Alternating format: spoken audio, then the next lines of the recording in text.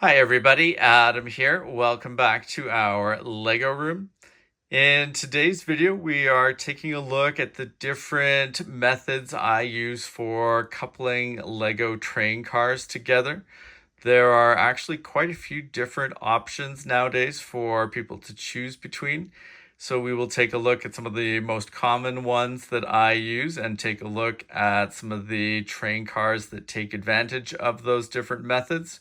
So let's dive in and take a closer look. Now, possibly the most common method of coupling Lego train cars together is with magnets. I'm sure that a lot of people have seen the magnetic couplers here that come with most Lego train sets. You've got the magnetic coupler and it's integrated into the larger piece there that has the two buffers on it. Really nice piece, works well. A number of the Lego train sets that are released have these couplers.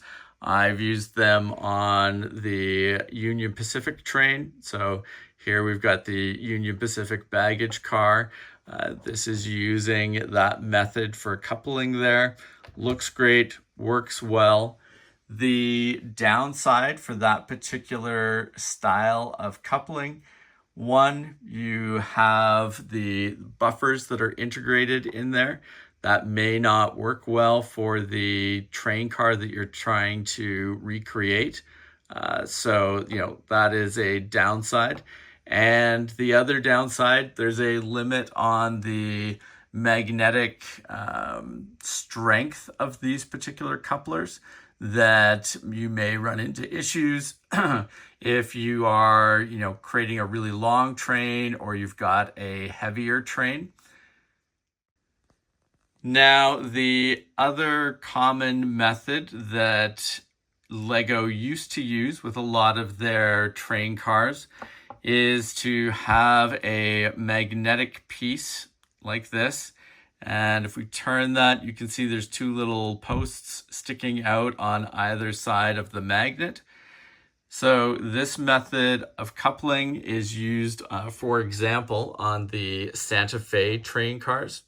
So you can see in this particular case, we have gray buffers on there, and the magnet has clipped into a separate black piece that has a post on it. And if I can lift this train car up, you can see that that part that it has clipped into there, that post goes down into the opening there underneath, and it holds the magnet in place there, the magnetic coupler, and then it just works as normal. This is cool because it allows you to have the coupler without having buffers. In this particular case, they've used it to have a different color of buffer, but you can also use it in a situation where there are no buffers on the end of the train car there. So really effective. This is, I think, harder to come by these days though, because it's been a while since Lego has released a set that used those magnets and the coupler part for clipping the magnet into. I've got several here, but that's just me collecting things up. There are third-party products though in this vein that are super useful. So in this same container here, you'll notice I've got something that looks quite similar. So we've got the coupler component that's got the post there to click into your build. It has the clips on the side that the magnet goes into. But you can see, if we can catch this in the light, there we go. We've got a different looking magnet. And this is actually something that you can buy from Studley Trains. I'll include a link below. They have got magnetic couplers like this that they're selling that are basically stronger magnets. really work well. You know, it's got the same form factor here as the original Lego one there. Really strong magnet, and one of the places that I'm using this is with the North Pole Railway train cars. So you can see there it has that magnet, which you can tell based on the sort of slice through it there. Looks different than what the old Lego train magnets looked like over there. And you can see this is an example. So this one is clipping up. Look, you can really see it in the light there. But this one is actually clipping up through a hole in a part right here. And this car does not have buffers. So, you know, an example of the power of this type of magnet lets you have some different sort of structure around your coupling areas and doesn't restrict you to having the buffers on there.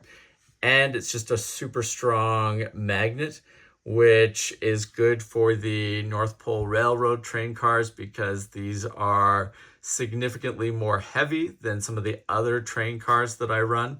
So, you know, it's very useful for that, and, you know, necessary when you're looking at pulling more cars, heavier cars, etc.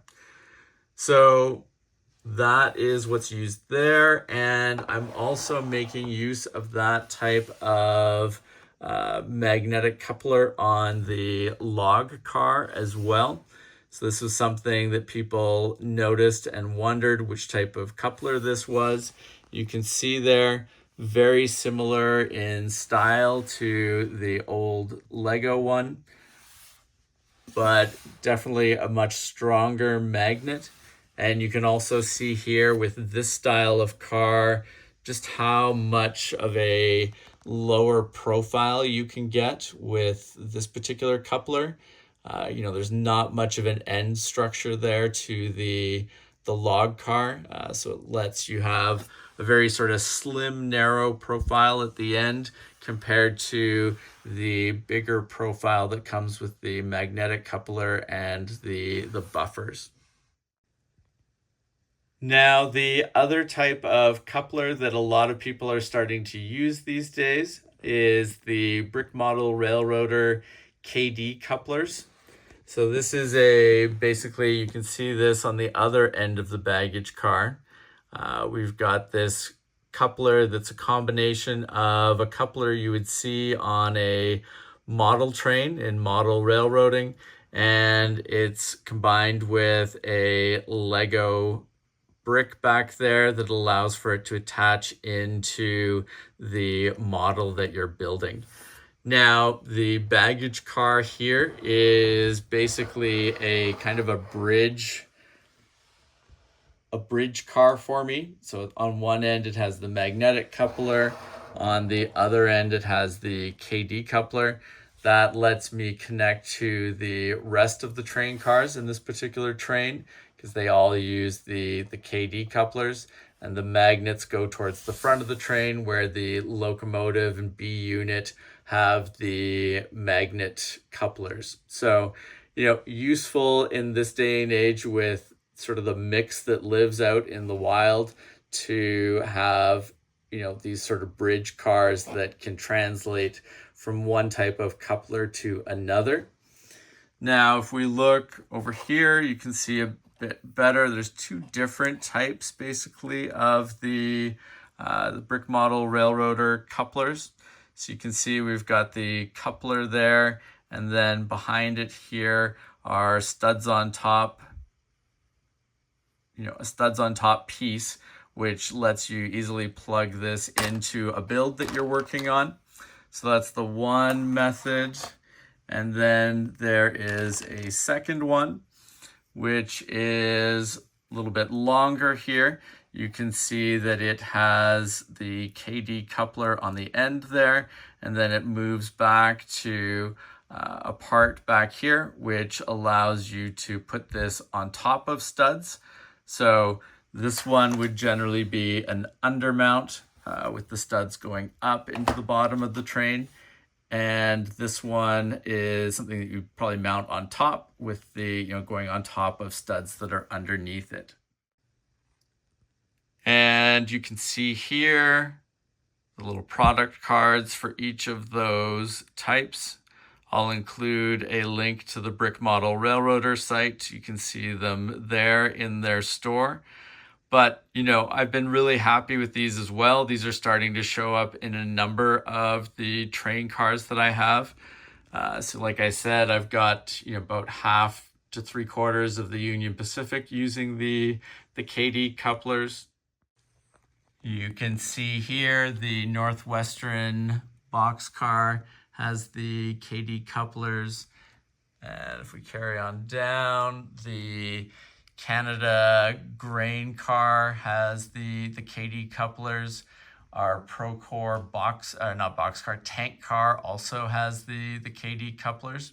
So, a growing number of cars throughout the layout that have those couplers, and I would like to get them integrated basically into more trains. I just find it to be, generally a pretty strong and reliable method for coupling different train cars together. Now, there are other methods for coupling train cars together. You can see the Orient Express cars there. They've got basically sort of a ball and socket method for coupling the train cars together. On our locomotive for the North Pole Railroad, we've got basically kind of a post one that slots in and keeps the tender car connected to the locomotive. The TTX well cars are another example of a post method for coupling and keeping train cars together. But those are definitely the sort of rarities. They're not common. Most of the time you're going to see the magnets with the, increasing number of KD couplers around. But, it is worth noting that depending on the look of the car, what parts you have available, there are other methods for coupling train cars together. But, overall, just a really great time to be building Lego trains because there is such basically a wealth of options for coupling cars together. And I think it's really great to see third-party options out there as well, which can give you some different capabilities and some different options that just aren't something that is on Lego's radar specifically. So, really happy with the KD couplers there and the improved magnetic couplers from Studley Trains. But, overall, still very much a blend of all the different options in our collection. And, like I said, over time, I'd like to gradually sort of narrow things down, but there's always going to be a case, I think, for using the different ones depending on the type of train car that you are creating. So, I definitely envision more sort of bridge cars like this one where I've got different couplers on each end, and that allows me to sort of mix and match the cars that are in a given train regardless of the couplers that they make use of. So, let me know below if you've got any questions or other methods that you use for train coupling with the KD couplers. I think it would be, and even the magnets, I think there is methods for the magnets to decouple as well. But for both of those, I would like to try to recreate some of the systems that people have for decoupling cars in specific spots in their layout. I think that would be really cool functionality and, just sort of an interesting puzzle to kind of solve and unlock for use periodically in our layout. So that's something that I expect to sort of investigate and look into more. But, other than that, if you have any questions, let me know. If you have not subscribed to the channel, please make sure to do so that you don't miss out on any of our upcoming videos. And thank you very much for watching. We will see you again soon. Take care. Bye.